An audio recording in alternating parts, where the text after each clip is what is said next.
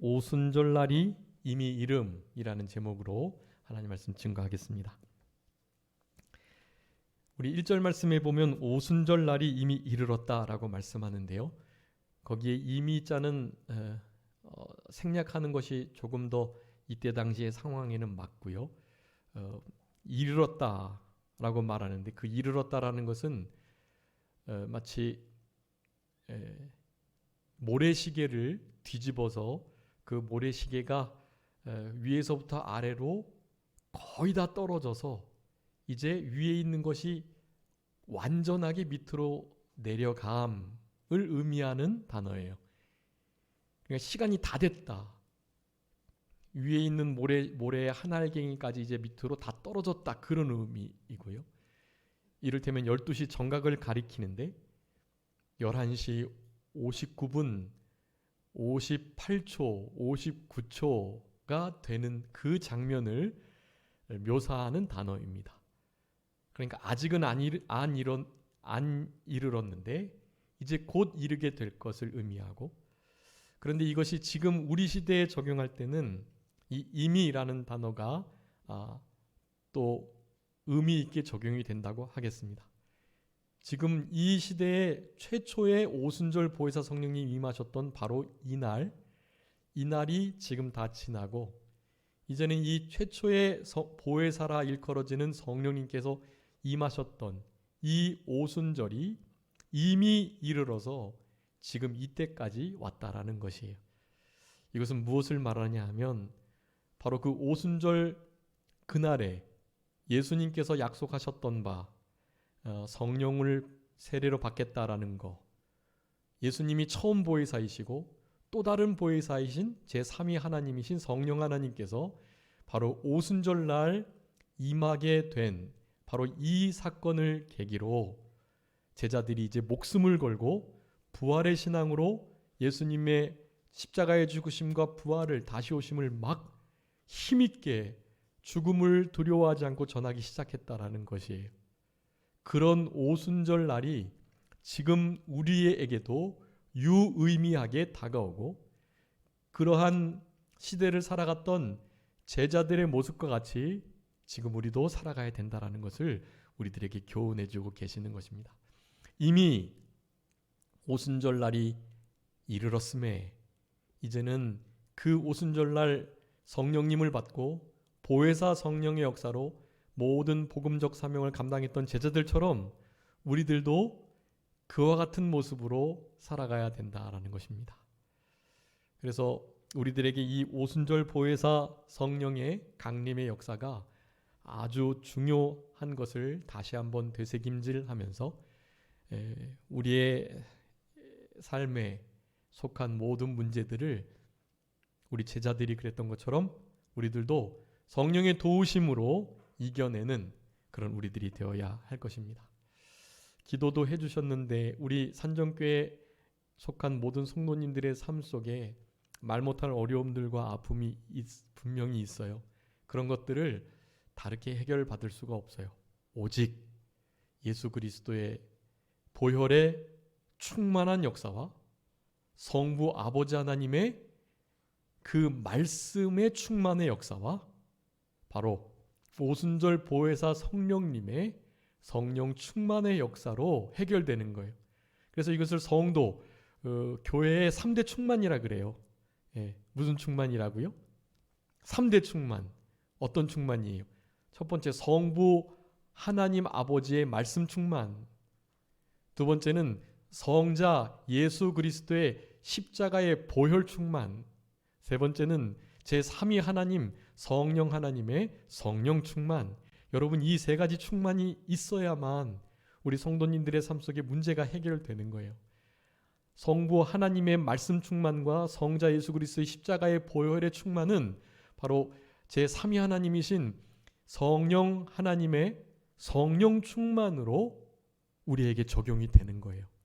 그래서 이 시간에 어떻게 오순절 날이 이미 이르러서 제자들에게 임하여졌던 이 오순절 보혜사 성령님의 역사를 이 제자들이 받게 되었는가, 거기에 대한 세 가지 아주 중요한 원리를 밝히고 있으니까요. 그 원리를 따라서 이제 남은 때를 살아가신다면 우리 성도님들의 삶에 있는 모든 문제와 염려와 근심, 걱정거리들을 해결함 받고 그런 것을 초월해서 우리 주님께서 우리에게 맡겨주신 사명을 잘 감당하고 우리 예수님의 재림을 잘 맞을 수 있는 우리들이 될 것입니다. 아무쪼록 그런 원리들 속에 살아가시는 우리 모두가 되어야 되겠습니다.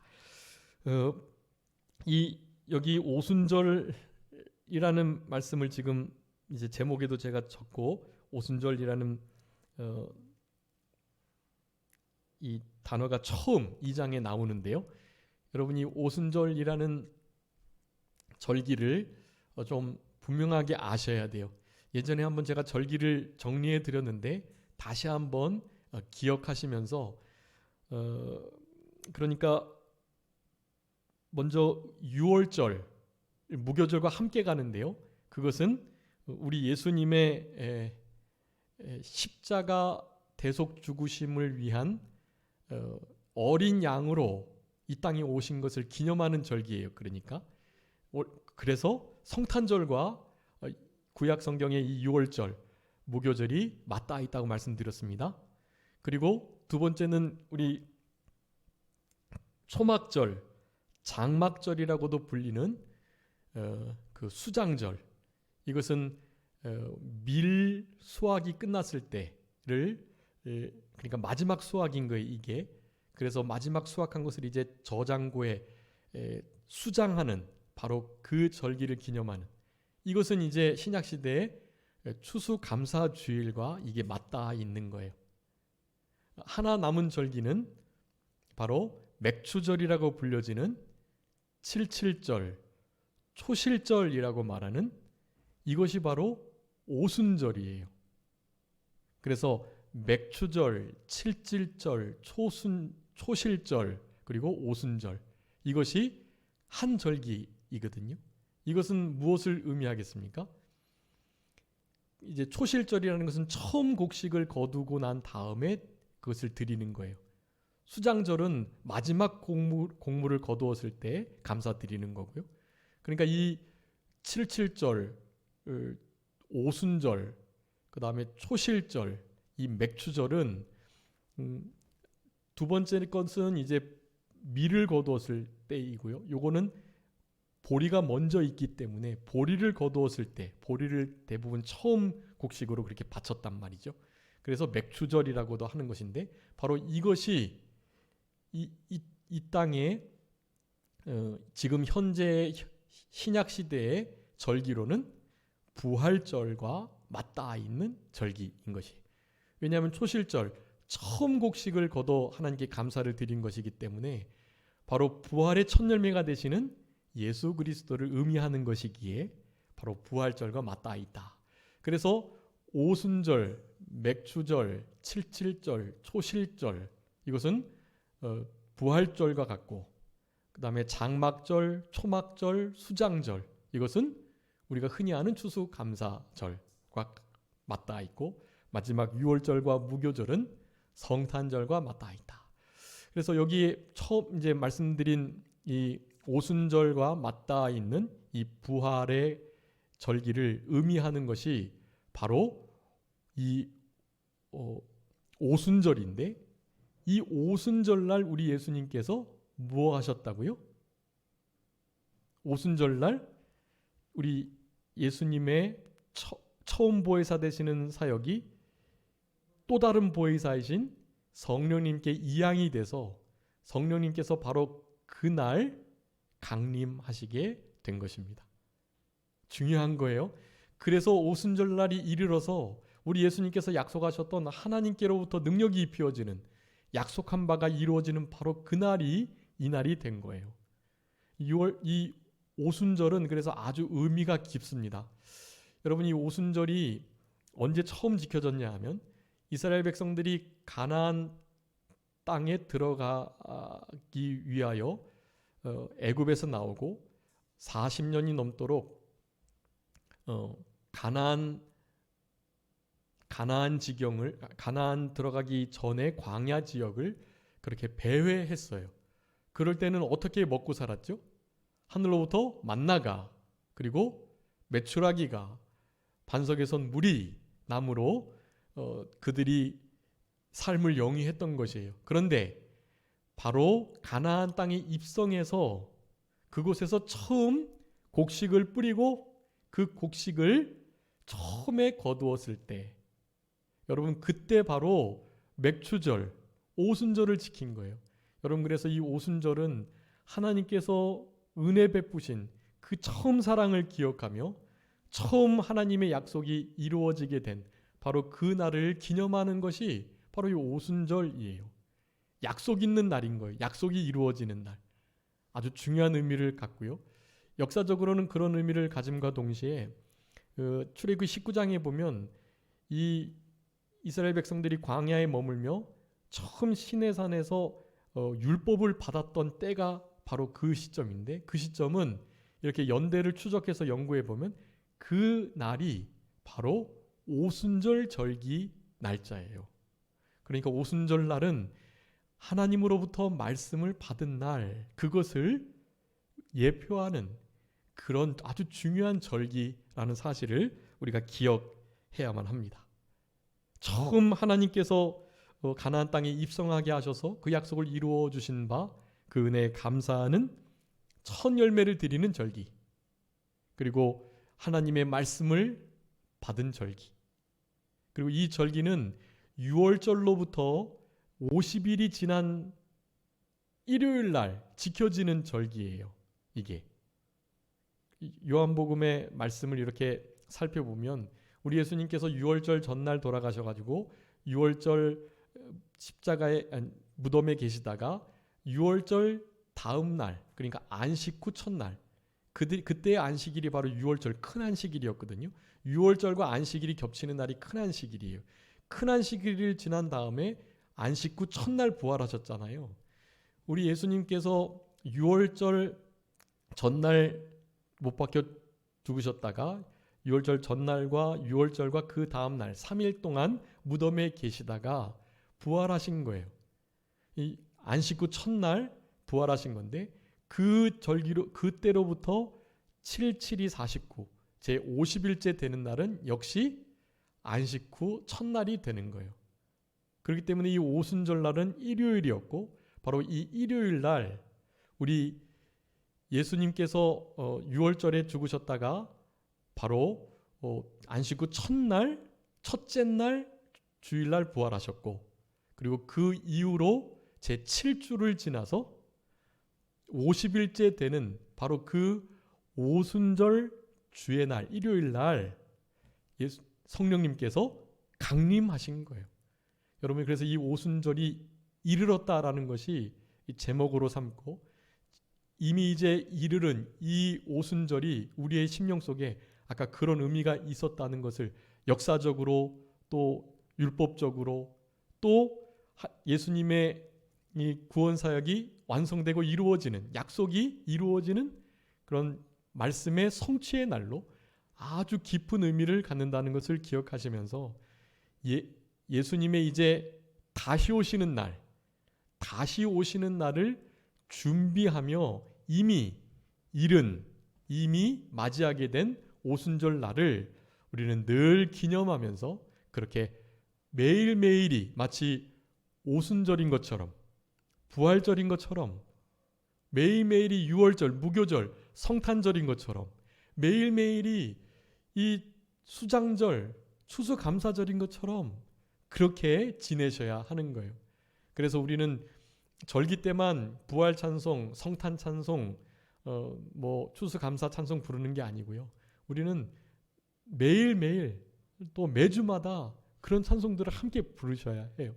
절기 때만이 절기 찬송을 부르는 게 아니다라는 것을 기억하시면서 이 오순절이 이미 이르렀다, 이것이 방금과 같은 서론적인 아주 중요한 의미를 갖는다는 사실을 기억하시고, 그 오순절 임하셨던 성령님의 인도와 주장을 남은 때에 온전히 받아나가는 그런 우리들이 될 때 주님께서 맡겨주신 바 사명을 감당하고 부활 7월을 드는 자답게 또 예수님의 마지막 때를 승천하시는 것을 보며 축복을 받은 자답게, 파송을 받은 자답게 이 땅을 승리하며 살아갈 수 있게 될 것입니다. 그러한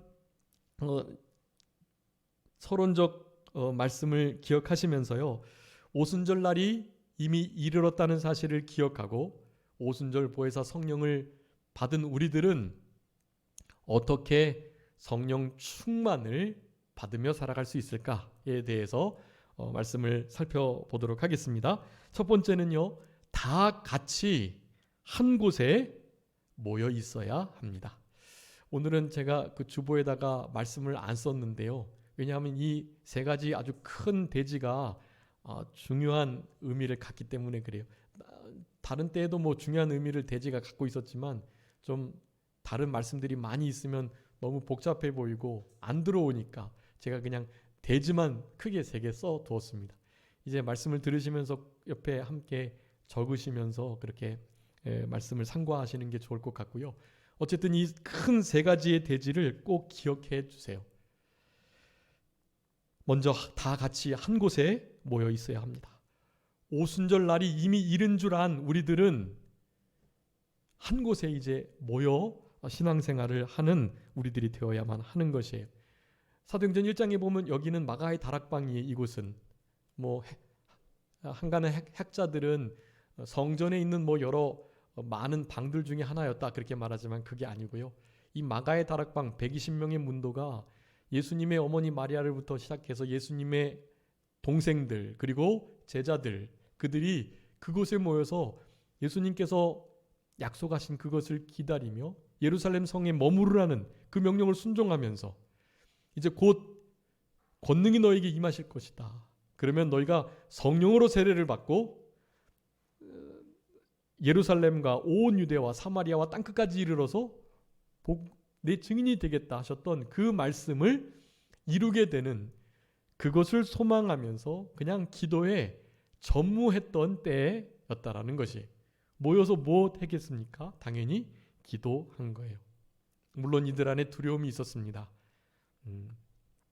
그래서 더 한 곳에 모여 있었던 것 같아요. 거기는 살기가 등등했고 예수님을 잡아 죽인 이후에 모든 지도자들이 일부 사람들이 너무 좋아했기 때문에 예수님의 제자들 또한 잡아 죽이려고 이제 혈안이 되어 있었던 때예요. 그때 한 곳에 모여서 함께 기도했다. 예수님이 무슨 6월절 다음 날 부활하시고 부활하신 이후에 40일 동안 계셨죠. 그러니까 총 6월절 이후 40일이 지난 것이고 이제 오순절이 되기까지는 며칠이 흐른 거겠죠. 그러니까 10일이 흐른 거예요. 그러니 이들은 예수님이 승천하시고 난 다음에 열흘 동안 힘써서 두려움을 무릅쓰고 두려움을 이겨내며 모여서 기도했다라는 것입니다. 여러분 모이면 기도하고 흩어지면 전도하고 옛날에 우리 한국 교회의 모토였어요. 모여서 기도하고 찬송하고 말씀 듣고 흩어지면 말씀 전하고 전도하고 그것이 우리 한국 교회의 모토였습니다. 모여서 함께 신앙의 교제를 또 예배의 기쁨과 참된 맛을 성경의 그 달고 오묘한 꿀송이보다 더 단 그런 말씀들을 상고하며 성도의 교제 속에서 그렇게 기도하는 맛, 찬양하는 맛, 예배드리는 맛, 성도의 참된 교제의 맛, 봉사의 맛 이런 맛들을 누리면서 생활하다가 흩어지면 전도하고 우리가 느끼는 그 영생의 맛을 좀 알고 전하도록 그렇게 힘쓰는 삶을 우리 옛 한국교회 성도들이 그렇게 살았던 거예요. 그래서 지금의 한국교회가 이루어졌다고 할 수가 있겠는데요. 그것은 오순절 보혜사 성령을 받은 자들이 이와 같은 신앙의 태도로 살아가기에 맺어졌던 열매들이라고 할 수가 있겠습니다. 다 한 곳에 모여 있어야 한다라는 사실인데요. 여러분 우리가 말세를 당하면서 한 곳에 모여 있는 이 일들이 점점 어려워지게 되었습니다. 지난 시간에 우리 누가복음 1사장에서 예수님이 축복하시고 난 다음에 저들이 큰 기쁨으로 예루살렘으로 돌아가서 성전에서 찬송하며 하나님의 약속하신 바를 기다렸던 바로 그 마음을 가지고 진짜 하나 되어 모이는, 성전에서 모이고 집안에서 모이고 이런 모임이 얼마나 복되고 귀한 것인데 그런 것을 누가 싫어할까요? 사탄은 얼마나 싫어하는지 몰라요, 그것을. 그래서 모이게 하지 않는 것입니다. 여러분, 비단 몇 주 전만 해도 우리 가족들도 5 이상 못 모였었죠. 그런 일이 어떻게 있을 수가 참 신기하고 또 어이도 없고 그 중에 어른이 안 계시면 또 이렇게 못 모인다고 그랬었잖아요. 코로나가 그런 거와 관계없이 도는 것인데 어떻게 그렇게 하면서 방역을 한다고 할지 참 얼마나 탁상공론인지를 우리가 짐작해 볼 수 있는 거예요. 그렇지만 어쨌든 그렇게 하라니까 우리는 따를 수밖에 없고요. 그 여파는 무슨 절기 때 모이지 못하는 정도가 아니고 하나님의 교회조차 모일 수 없는 지경에 이르게 되었던 것입니다. 이것이 이제 말세라고 하는 흔히 예수님의 재림이 가까웠을 때 일어나는 일들이에요. 이게 예수님의 재림이 가까울 때 모이기를 패하는 일들이 있다고 성경은 말씀하고 계세요. 그렇기 때문에 말세를 당한 우리들, 그때를 살아가는 우리들에게는 모이기를 패하는 자들의 그런 습관들, 그런 일들에 동요되지 말고 휩쓸리지 말고 신앙을 잘 지키라는 아주 중차대한 명령을 우리들에게 요구하셨던 것입니다. 그래서 히브리서 10장 24절 25절 말씀을 보면은요, 제가 읽겠습니다. 히브리서 10장 24절 25절입니다. 서로 돌아보아 사랑과 선행을 격려하며 모이기를 패하는 어떤 사람들의 습관과 같이 하지 말고 오직 권하여 그날이 가까움을 볼수록 더욱 그리하자. 더욱 그리한다는 것은 더욱 모이고 모여서 사랑과 선행을 격려하라라는 것이에요. 여러분, 이것이 이 시대에 우리들에게 주어진 중차대한 명령입니다. 이 히브리인들, 히브리서를 받는 수신자들은 아주 많은 핍박을 받았던 때였어요. 이를테면 네로 황제의 그런 핍박들, 그런 시대 속에 기록된 것이 히브리서예요. 예수님을 믿는 것으로 얼마나 많은 핍박을 받았는지 몰라요. 우리가 역사적으로 아는 것처럼 네로 황제가 불을 지르고 그 불을 크리스찬들이 붙였다고, 방화범이라고 그렇게 뒤집어 씌움으로 얼마나 큰 핍박을 크리스찬들이 받았는지 몰라요. 많은 이들이 죽었고 그런 역사 속에 나 예수님 안 믿을래, 나 예수님 믿는 거 이제 더 이상 포기할래, 예배 드리는 일 더 이상 모이지 않을래 하는 일들이 많아졌던 것이에요. 점점 핍박하고 박해가 오면 신앙이 여린 사람들은 점점 그 압박을 견디지 못해서 결국에는 신앙을 포기하게 됩니다. 더 이상 모이려 하지 않아요. 굳이 모이지 않아도 우리 몸이 성전이고 하나님 가족끼리 뭐 예배하면 되지 뭐 하는 마음을 갖는 거예요. 여러분, 지금 딱 우리의 마음가짐 아닌가요? 뭐 유튜브로 예배 드리면 되지, 대면하지 않고 비대면으로 예배 충분히 할 수 있는데 뭐 하는 마음가짐과 다르지 않습니다. 여러분, 그런데 실제로 모여야 합니다. 함께 모여서 하나님께 드리는 예배는 온전한 예배가, 하나님 말씀에 맞는 온전한 예배가 되기 위해서는 그 예배의 전체가 온전해야 돼요. 온전하게. 우리 웨스터민스터 예배 모범에 보면 거기에 뭐 너무나 명확하게 나와 있고, 웨스트민스터의 예배 모범이 성경은 아니지만 성경에 나타난 성경의 원리에 따라 예배에 있어야 할 아주 필수, 불가결한 요소들을 모아둔 거예요. 그 예배 모범에 보면 지금 우리 주보에 나와 있는 그 순서들이 예배 모범의 순서예요. 그런 순서를 따라서 하나님 앞에 온전한 예배를 드리게 되는 것입니다. 거기에 하나라도 빠지면 온전한 예배가 되지 못해요. 거기 가운데 성도의 교제, 얼마나 큰 일인지 몰라요. 함께 예배를 드리고 나서 공동체의 교제를 나누고 애찬을 나누며 서로의 삶을 돌아보고 나누는 일, 사랑과 선행을 격려하는 일, 이게 얼마나 큰 일인지 몰라요.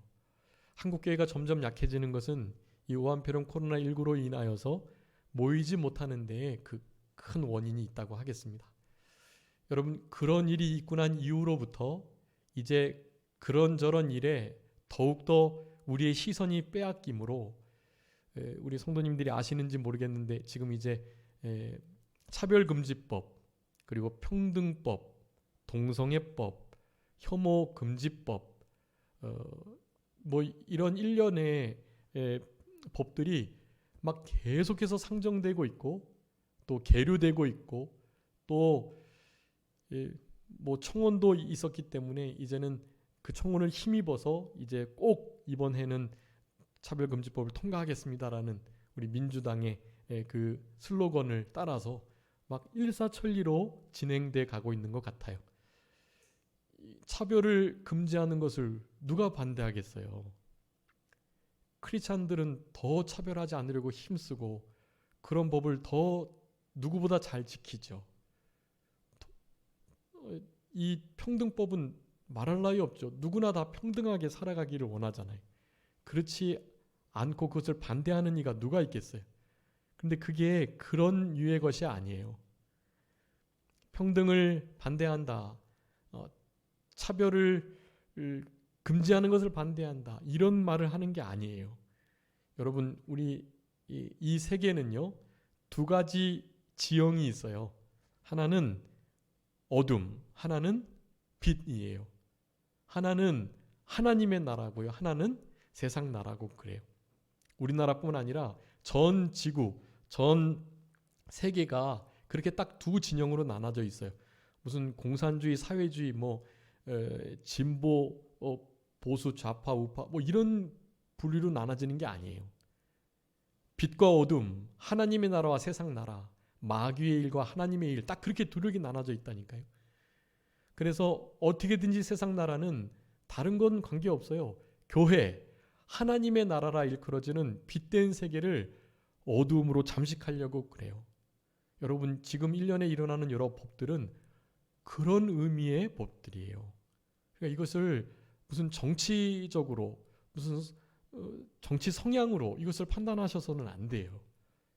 이것은 아주 영적인 일이고 특별히 다른 것은 몰라도 우리 교회, 기독인들에게 아주 밀접한 영향력을 미칠 수 있는 법이에요. 여러분, 이것을 정말 반대해 주셔야 돼요. 우리나라 법은 미국의 수정헌법에 의해서 아주 잘 정비가 되어 있는 법이에요. 이미 평등하고 아주 차별이 없는 그런 나라란 말이에요. 우리나라는 다르게 더 이상 차별을 할 수 있는 그런 여지가 없어요. 우리는 만약에 그런 것이 있다면 그런 것들을 조금씩 고치면 되는 거예요. 다른 법을 제정해서가 아니라. 여러분, 그것들 기억하시고 꼭 차별금지법을 반대하는, 평등법을 반대하는 그런 의견들을 표출하셔야만 합니다. 아닌 것은 아니다 하셔야 돼요. 여러분, 이것이 무슨 정치의 일이 아니라 또 이데올로기적 문제가 아니라 이것은 우리 신앙의 문제예요. 아주 밀접한 그리고 직접적인 일이다 라는 것을 여러분 기억하시고 꼭 그런 부분에 대해서 공부하시고 우리의 진짜 의견을 당당하게 표출하실 수 있도록 하셔야 합니다. 모이는 것 마찬가지예요. 집회, 결사, 종교, 집회 자유가 있단 말이에요. 모이는 것을 제한할 수 없어요. 그게 재정분리의 원리예요. 세상의 법은 교회에 이렇다 저렇다 할 수 없다라는 것이 정교 분리의 원리란 말이에요. 교회는 더 잘 알아서 합니다. 진짜. 세상에서 간섭할 거리가 없어요. 예. 그런데 마치 그것이 당연한 일인 것처럼 이루어지는 것, 그것을 당연히 순종해야 된다고 생각하는 것이 팽배해져 있는 이때를 살아가는 것입니다. 그러기에 이런 모이기를 패하는 습관이 이루어지는 거예요. 도리어 모인다고 하면 더 이상하게 생각한다잖아요. 크리스찬들이. 야, 너 이럴 때 교회 가?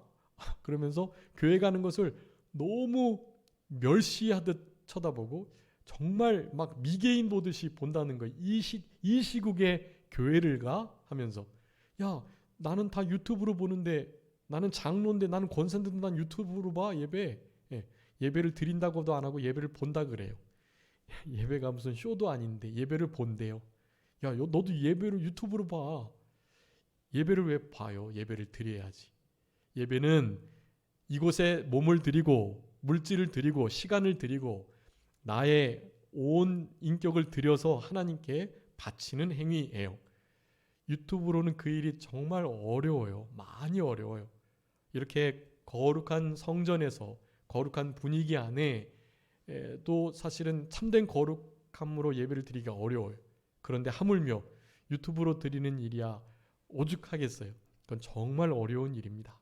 내 영혼을, 내 신앙을 위해서도 결코 모이기를 패하는 일이 없어야만 하고, 그것을 당연히 여기는 그런 생각들을 철저하게 내려놓고 회개하는 일이 필요하다고 하겠습니다.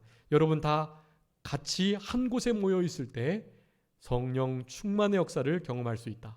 여러분 도마가 예수님 부활하시고 난 다음에 안식 후 첫날 드렸던 그 주일날, 일요일날의 예배 모임에 없었어요. 없었기 때문에 부활의 주님을 그들은 도마는 못 봤단 말이에요. 그래서 나를 보지 못하고 믿는 자가 복된데 나를 보고서라도 믿으라 라고 말하면서 우리 도마에게 8일째에 다시 한번 나타나셔가지고 예수님께서 믿음을 허락해 주셨던 장면을 우리는 기억합니다. 여러분 한 곳에 모여서 함께 하나님을 높이는 이 일을 힘쓰는 그런 우리들이 되어야 할 것입니다. 여기 마음을 같이하여 오로지 기도에 힘썼다. 우리 1장에 살펴보면 그런 말씀들이 나와요. 그리고 1장 후반부에 22절에 보면 부활을 증거할 사람이 되게 하기 위하여 우리 가룟 유다 대신에 한 제자를 또한 뽑기도 하는 장면들이 다 나와 있습니다. 그렇게 예루살렘을 떠나지 않고 약속하신 것을 기다리라는 말씀을 순종해서 한 곳에 모여서 전심으로 기도하며 하나님을 찬송하며 기쁨으로, 우리 주님께서 이제 다시 오신다 그랬으니까 주님의 다시 오심을 고대하면서 그들은 기다렸던 거예요. 물론 예수님이 약속하신 바 성령의 세례, 그것을 구체적으로 바랬던 건 아닌 것 같아요. 그런데 그 일이 어떤 일인지는 모르겠지만 약속하신 것이 임하게 될 때까지 그들은 진짜 모여서 함께 기도했다라는 것입니다. 그랬더니 두 번째입니다. 다 성령의 충만함을 받았다라는 사실입니다. 그냥 누구만 받은 게 아니에요. 다 받았어요. 아주 중요합니다. 4절에 다 성령의 충만함을 받았다. 네. 성령의 충만함을 받는 일은 하나님께서 대부분 다 이렇게 함께 역사를 해 주세요. 우리 사도행전 4장에서도 또 힘써 열심으로 기도했는데요. 그랬을 때 그 무리가 다 성령의 충만함을 받아가지고 하나님 말씀을 담대히 전했다고 4장 31절에 말씀하고 계세요. 다 성령이 충만함을 받았다. 하나님께서는 그 거룩한 모임 중에 온전히 다 항상 역사를 하세요. 그러니 그 모임에서 빠져 있으면 안 된다는 거예요. 사도행전 10장에 고넬료가 예수님을 영접한 그 사건이 나오는 장면인데, 베드로가 말할 때 성령이 말씀 듣는 모든 사람에게 내려왔다. 이방인들에게도 내려왔고 모든 이들에게 성령님께서 충만하게 역사했다라고 말씀을 하고 계시는 것입니다. 그래서 성령을 받으라는 우리 예수님의 이 명령을 따라서 이 명령은 언제 처음 주어졌죠? 우리 요한복음 20장에 보면 예수님께서 제자들에게 처음 나타나셔가지고 말씀하셨단 말이에요. 숨을 내쉬며 성령을 받으라 하셨단 말이에요. 예, 바로 그 숨이 이 원어적으로 볼 때는 성령과 같은 어원을 갖는 단어예요. 그 숨 자체가 성령님은 아니셨지만 이제 성령님의 인격적 내주를 경험하라라는 말씀을 미리 하셨던 거고요. 그 일이 바로 오순절 날 이루어졌다라는 것을 우리는 알 수 있습니다. 그러면서 신약에서는 유일하게 에베소서 5장에서 명령하고 계세요. 충만을. 에베소서 5장 18절 말씀에 술 취하지 말라 이는 방탕한 것이니 오직 성령으로 충만함을 받으라 라고 명령하고 계세요. 사도 바울이 유일하게 요 성령 충만의 명령을 요 한 곳에서만 하고 계세요.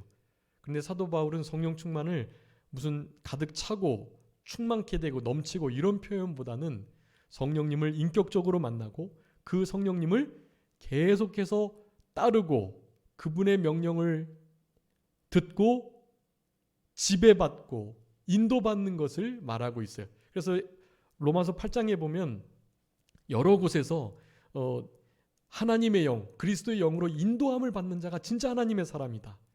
그가 영으로 사는 사람이다 라는 표현을 계속하고 계세요. 여러분 성령 충만은요 다른 것이 아니고 하나님의 말씀을 순종함에 성령의 인도를 온전히 받아서 말씀을 순종하는 상태. 그게 성령 충만이에요. 여러분 다른 것을 성령 충만으로 생각하시면 안 돼요. 우리 안에 역사하시는 교통하시는 성령님께서 나를 100% 온전히 지배하시는 상태, 그게 성령 충만이에요. 그러면 내 마음대로 못하고 너무 갑갑하고 무슨 족쇄에 올가매어져 있는 것 같은 느낌이 들어서 나는 싫은데요? 하는 사람들도 사실 있을 수 있어요. 그런데 그것은 진리가 너희를 자유케 한다는 그 말씀을 아직 잘 깨닫지 못하는 이들이에요.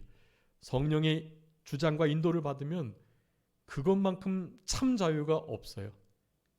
물론 내 생각과 육체의 소욕과 거스려서 성령의 소욕은 육체의 소욕과 거스리기 때문에 당연히 내가 어떤 좀 하고 싶었던 그것이 이제 부패성에 가까운 소원들이죠.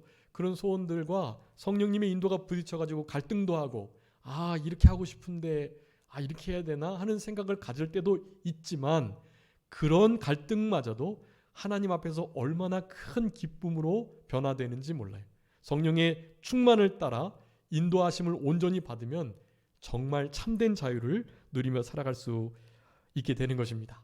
여러분 특별히 성령 충만에 대해서 우리 지금 사도행전을 쓰고 있는 누가는요. 누가복음도 썼잖아요. 그래서 여러분 누가복음에 성령 충만의 말씀을 아주 많이 기록하고 있어요.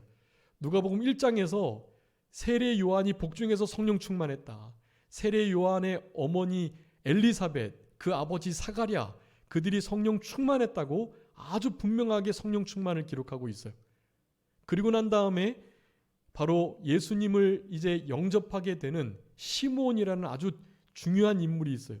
그 인물은 성령이 그 위에 머물렀고 성령의 인도를 따라서 성전으로 들어갔고 성령이 그 위에 함께 하시는 성령 충만한 상태를 아주 자세하게 묘사를 하고 있단 말이에요. 그 다음에 누가복음 4장에서 아까 시몬은 누가복음 2장이고요.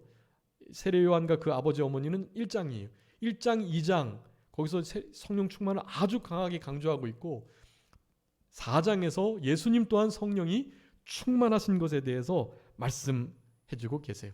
성령 충만을 우리 누가 사도는 너무나 중요하게 여기고 그것을 주장하고 권면하고 있는 것입니다. 우리들에게도 마찬가지 성령의 충만을 받아야 하는 것, 이것은 명령이고 그래도 좋고 그래도 안 좋은 게 아니에요.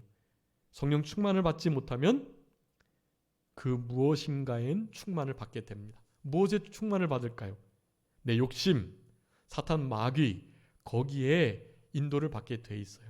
성령 충만을 받지 않으면 바로 세상 것으로 충만하게 될 수밖에 없습니다. 그러니 성령 충만을 우리는 받아야 하는 것이에요. 그리고 여러 제자들에 대해서도 계속해서 쓰고 있어요. 누가복음에서 사도행전에서 많이 제자들의 성령 충만의 모습들을 기록하고 있습니다. 특별히 이제 사도행전을 기록하면서 그 복음서 이후에 이어지는 그 충만의 역사를 계속 기록하고 있어요.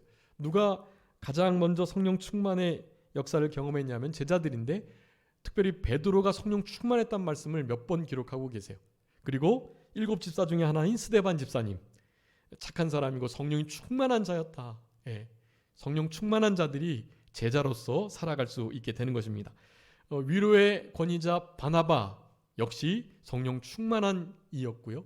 또 우리 사도 바울 성령이 충만한 자였습니다. 여러분, 이런 참된 제자로 살아가기 위해서는 성령 충만이 반드시 있어야 합니다. 그 성령 충만에 대해서 제가 한 몇 주 전에 말씀드렸죠. 여러분, 거기에 나타난 성령 충만 10가지 원리 말씀드렸어요. 그 원리들을 기억하시면서 성령 충만할 수 있도록 날마다 힘써야 합니다. 성령 충만의 가장 핵심적인 것은 회개해야 해요. 회개의 삶이 답보될 때 성령 충만의 역사가 있습니다. 회개 합당한 열매 맺히지 않으면 성령 충만할 수 없어요. 다 내 뜻대로 살아가게 됩니다. 결코 회개 합당한 열매를 맺으시고 회개하는 자에게 주시는 이 성령 충만을 날마다 경험하며 살아가시는 우리들이 되어야만 할 것입니다.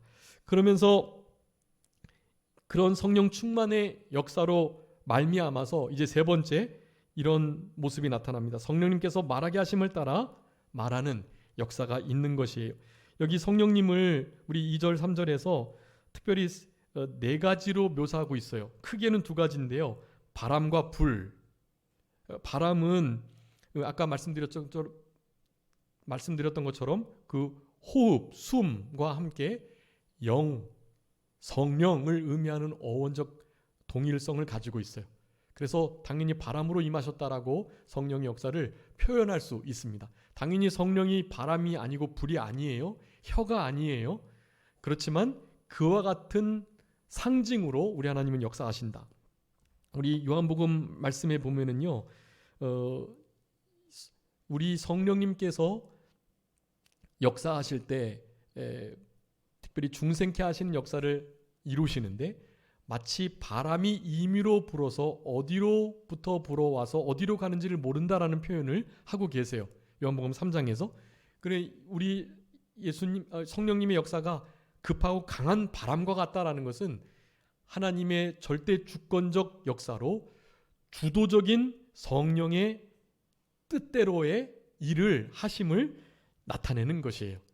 이 성령의 역사를 우리가 어떻게 할 수 없고요. 성령님의 하나님의 임의적인 역사로, 단독적인 역사로 그렇게 움직이신다는 것을 강하게, 그리고 급하게는 그 때에 딱 맞게, 그런 것이 때에 딱 맞게, 그리고 강력하게 역사하시는 분이 바로 우리 성령님이시다라는 것을 우리들에게 말씀해주고 계시는 것입니다. 또 불이라는 것은요, 아주 중요한 의미를 가져요. 먼저 불은 우리 하나님의 말씀을 의미하는데요.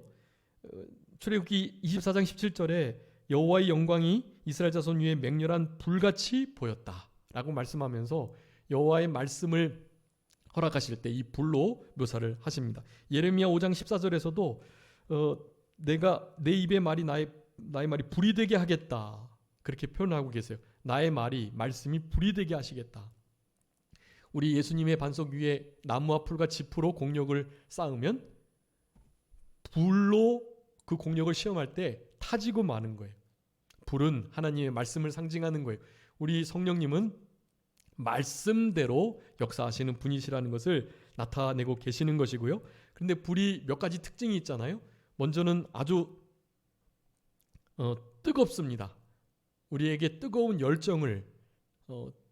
열정적 신앙을 요구하시는 거예요. 진리의 말씀을 구하고 공의를 행하는데 열정적으로, 하나님을 사랑하고 사모하는 일에 열정적으로, 말씀을 순종하고 예수님의 나라를 다시 재림하실 그날을 기다리는데 열정적으로 소망을 품고 살아가는 것을 말씀하고 계시는 거예요. 선을 행하고 예수님을 닮기에 열과 성의를 다하라는 의미를 갖습니다. 성령님께서 그런 열정을 우리들에게 주신다는 것이에요. 또 태우는 건데요. 태운다는 것은 깨끗하게 한다라는 것입니다. 불로 태우는 것만큼 깨끗하게 하는 게 없어요.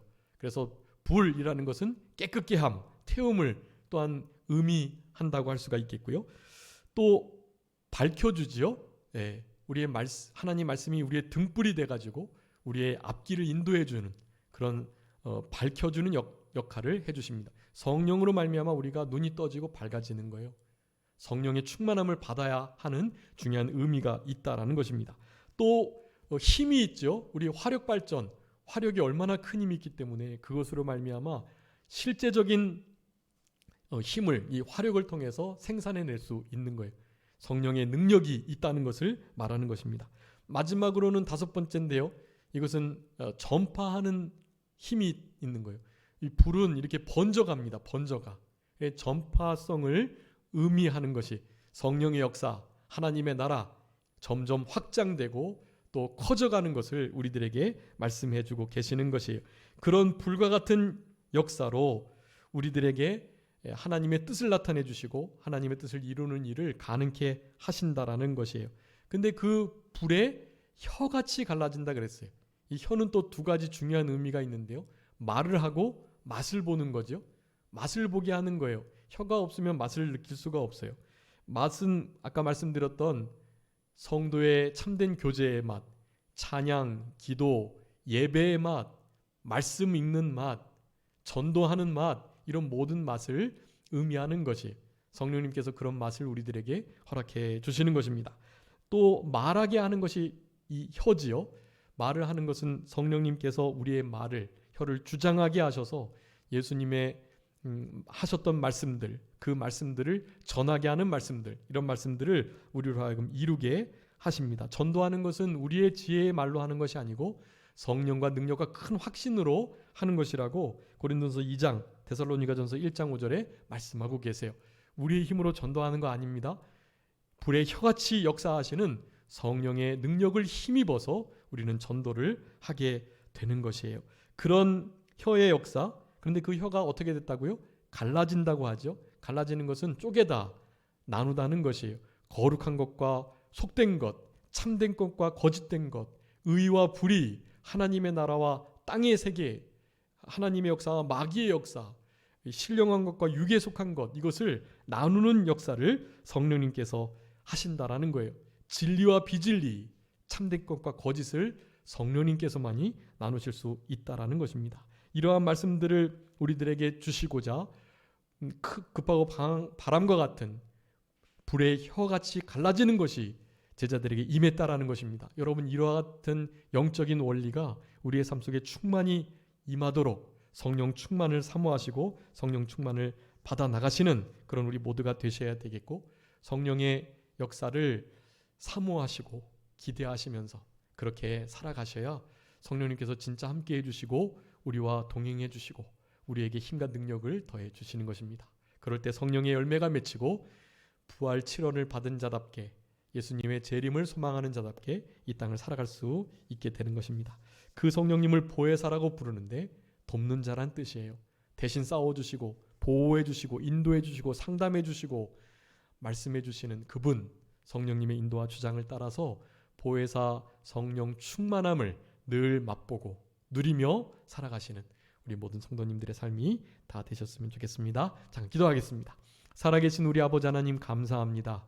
우리들에게 오순절 날이 이미 이르렀다는 것을 깨닫게 해주시고 그것 가운데 임하셨던 오순절 보혜사 성령님의 역사를 사모하며 남은 때를 살아갈 수 있도록 인도해 주신 아버지 하나님, 감사합니다. 우리들에게 주신 이 성령 충만의 사명을 날마다 누리며 살아가게 하시고 성령의 충만의 역사를 성령님을 사모함으로, 말씀을 순종함으로, 회개 합당한 열매를 맺혀 나감으로, 기도하고 기다리고 기대하며 하나님 앞에 간절한 마음으로 요청하는 그러한 삶의 태도로 성령 충만함을 누리는, 성령 충만의 역사로 성령의 열매를 가득 맺혀드리는 그런 우리들의 남은 생애가 되게 하여 주옵소서. 모든 것, 모든 문제 성령 충만으로 해결될 수 있다는 것을 기억하고 우리의 삶 속에 성령 충만의 역사를 주님께서 늘 허락해 주시기를 간절히 바라옵고 모든 것 주님께 맡기오며 살아계신 예수 그리스도의 이름으로 기도 올리옵나이다. 아멘.